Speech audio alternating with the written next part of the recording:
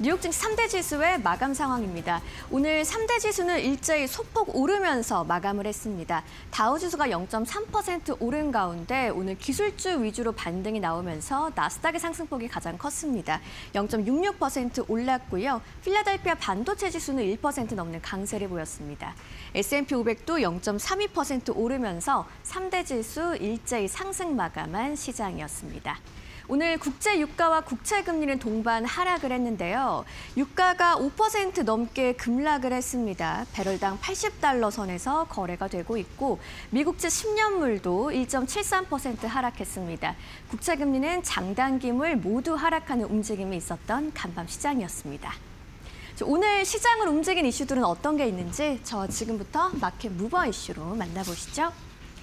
미국과 이란의 재충돌 우려는 크게 완화가 됐습니다. 장이 마감된 후에 이어지는 속보까지 있었고요.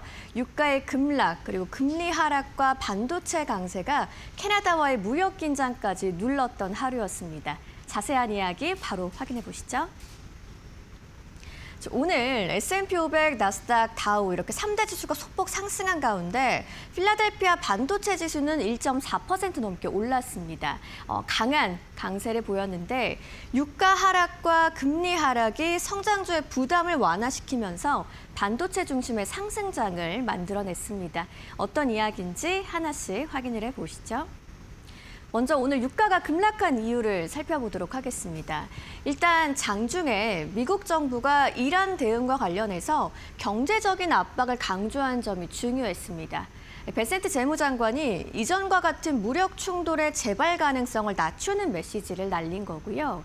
미 국무부도 중동에서 철수했던 일부 외교 인력의 복귀를 추진한다는 이야기가 흘러나왔습니다. 중동 확전 및 원유 공급 차질의 위험이 완화되는 것으로 시장은 해석을 했습니다. 그래서 장중에는 국제유가가 3%대 하락을 했는데요. 인플레이션 부담이 완화될 거라는 기대감에 국채금리 하락에도 우호적인 환경이 조성됐습니다. 결국 금리 부담도 완화됐고 여기에 엔비디아 실적 발표에 대한 기대감과 AMD의 개별 호재까지 겹치면서 반도체 중심으로 기술주의 반등이 강하게 일어났습니다. 그리고 장이 마감된 후에는 앞서 전해드린 것처럼 미국과 이란의 휴전 합의에 관한 속보가 나왔습니다. 호르무즈의 자유통항을 보장하는 내용이 포함됐다라는 이야기에 국제유가는 낙폭을 키우면서 WTI와 브렌트유가 5% 넘는 급락이 나왔습니다.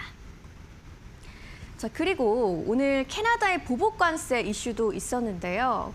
캐나다가 미국의 50% 관세에 맞서서 약 200억 달러 규모의 미국산 제품에 보복관세를 부과한다는 보도였습니다. 철강과 알루미늄, 유제품과 해산물, 가전, 목재, 종이, 의류 등을 대상으로 하는데요. 이러한 미국과 캐나다의 무역 갈등 자체는 분명히 증시에 부담이 되는 이슈입니다. 하지만 원유는 현재 관세 충돌의 핵심 대상에서 제외가 됐고요.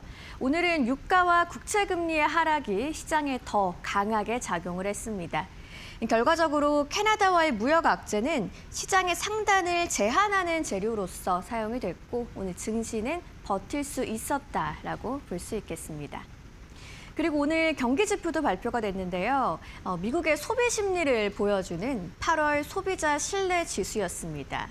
시장의 예상치는 90.2였지만 89.4로 나오면서 시장의 예상을 하회했고요. 2달 연속 하락하는 흐름이 이어졌습니다. 그리고 기대지수도 함께 살펴보시면 좋은데요. 74.0에서 68.2로 떨어졌습니다. 이게 통상 80 미만이면 경기 침체 위험을 시사하는 구간이라고 볼 수 있는데요. 이렇게 미국의 소비와 경기가 둔화되면서 금리 하락 측면에서는 긍정적으로 해석할 여지가 있었습니다. 오늘 시장을 한마디로 정리를 해본다면 캐나다와의 무역 분쟁과 경기 둔화 우려가 시장의 상단을 눌렀고요. 중동 긴장 완화에 따른 유가의 급락 그리고 금리 하락이 하단을 받쳐준 하루였다라고 정리해 볼 수 있겠습니다.